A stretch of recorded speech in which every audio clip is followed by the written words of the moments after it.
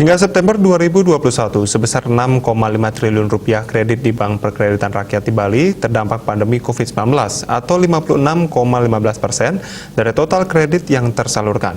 Sementara dari sisi aset, 134 BPR di Bali meningkat menjadi 17,83 triliun persen, DPK yang terhimpun 12,22 triliun rupiah, dan kredit yang disalurkan hingga September 2021 sebesar 11,68 triliun rupiah, meningkat 1% year on year dengan rasio NPL 2,99%.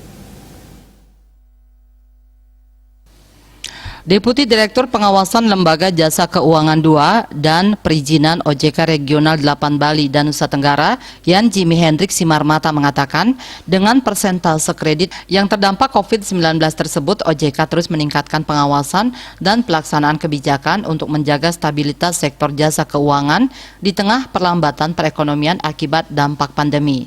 Berbagai kebijakan dan instrumen pengawasan telah dikeluarkan untuk mencegah dampak pandemi lebih luas terhadap perekonomian dan sektor keuangan, khususnya UMKM dan pelaku usaha. Salah satunya dengan restrukturisasi kredit dan pembiayaan hingga Maret 2022.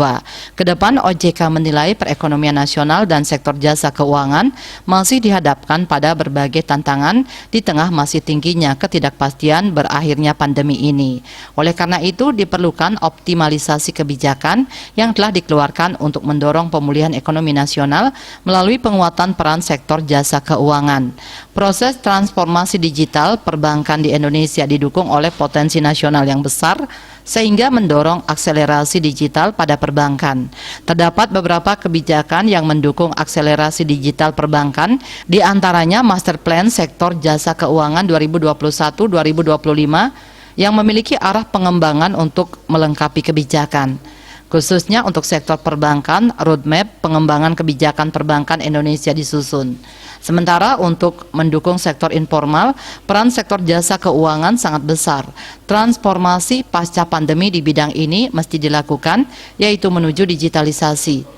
Disadari kebijakan pemerintah berkaitan program pemulihan ekonomi nasional PEN melalui realokasi APBN atau APBD pada tataran implementasinya membutuhkan koordinasi dan sinkronisasi strategi serta kebijakan lintas sektoral antara lain pemerintah pusat, daerah, kementerian dan lembaga, Bank Indonesia, Otoritas Jasa Keuangan, dan sektor jasa keuangan.